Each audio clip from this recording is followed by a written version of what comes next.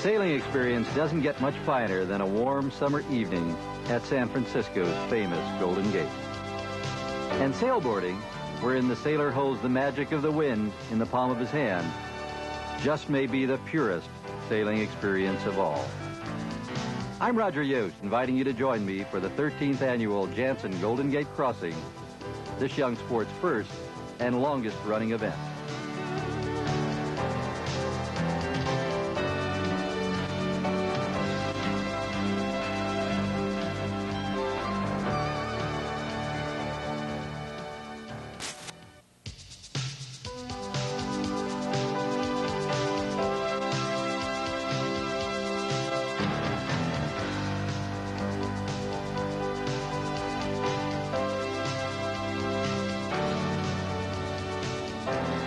One weekend a year, the Bay Area's top sailboarders challenge the touring professionals of the sport. This year, the competition begins with the 7th Annual Bay Classic and its climax by the spectacular final leg of the Golden Gate Crossing. The San Francisco Bay, with its rushing tides, complex wind patterns, and tricky currents, offers the sailboarder the most challenging of playgrounds. Add to this the hundreds of free-spirited navigators drawn out by a magnificent summer day, plus a super freighter or two that need a mile and a half to stop, and the possibilities for a sailboarding disaster seem unlimited. That no such disaster has taken place in more than 13 years of bay sailboarding is a tribute to both the skill of the sailors and the seaworthiness of their equipment. Much of the credit for sailboarding's dramatic evolution goes to young professional sailors like Hawaii's Robbie Nash, who developed, along with their sailing skills, an acute sensitivity to their equipment. As the classic begins and 100 sails head out the Golden Gate for the windward bark, the evolution continues.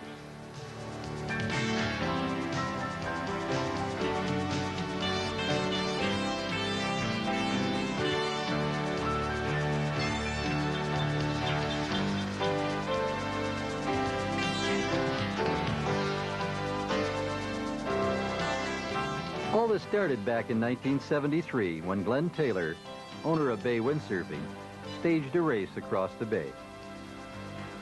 Since 1973, Glenn and wife Christine have been holding more than 45 regattas a year, watching over their flock of sailors, preparing them for events like the crossing.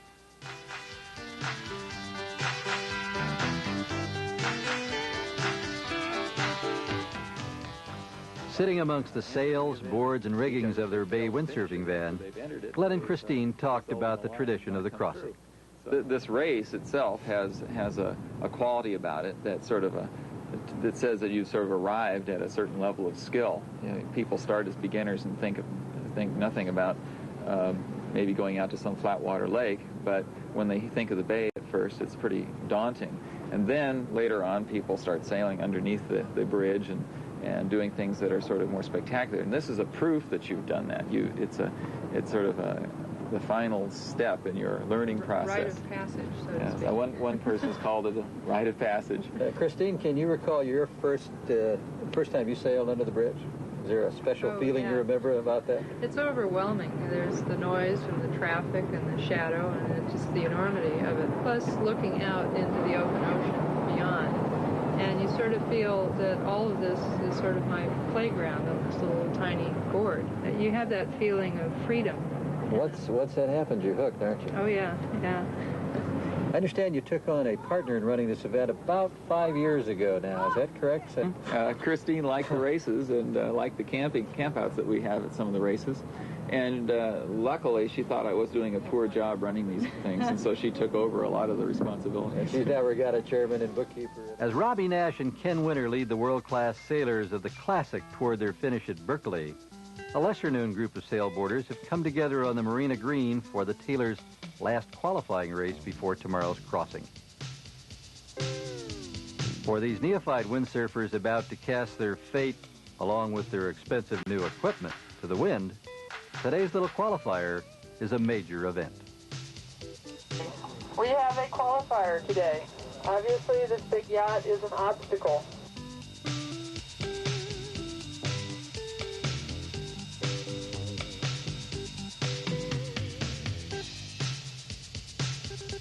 This is not the kind of a sport that's going to gain you membership in the St. Francis Yacht Club. Well, maybe that's why we do it.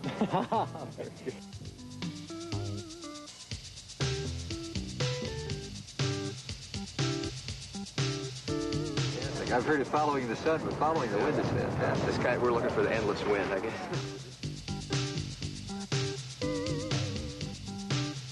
I cannot see how they steer them.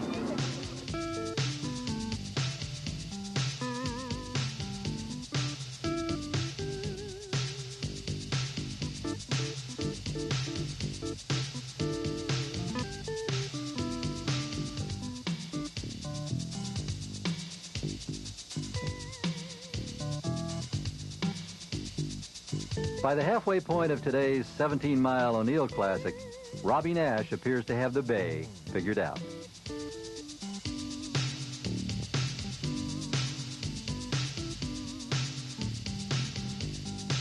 Sailing on to a win in the Classic, the 22-year-old champion now sets his sights on the crossing. When I watch you out there, you're like a poet or something out there. You're really smooth with your movement. For Robbie, today's win may be just another notch on the barrel. Still love windsurfing. Oh, physically sailing, yeah. But for these sailors, beating Robbie is a moment to remember. But sailing, yeah. That's what pays.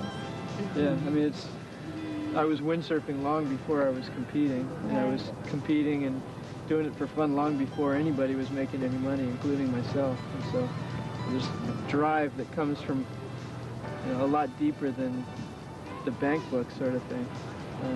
If I was doing it for the money, I don't think I'd be in a position that I am right now. Part of the beauty of this sport is the camaraderie among sailors. Whenever they come together, both technique and equipment ideas are swapped freely. Follow your buddy who just returned from wave sailing on Maui, and you'll quickly learn, as the porpoise have, how powerboat is not an obstacle, but a wave machine.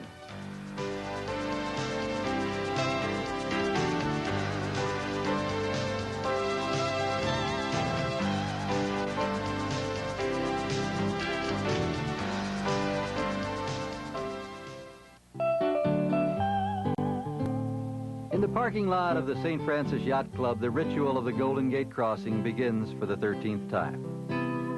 And it is the Ironman division where tradition most strikingly prevails. These knights in shining rubber will do battle on standard windsurfers, their gallantry uncompromised by the new age double concave bottoms and high aspect full batten sails of the open class. Nor will they accept the comforts of the harness used by the one design sailors.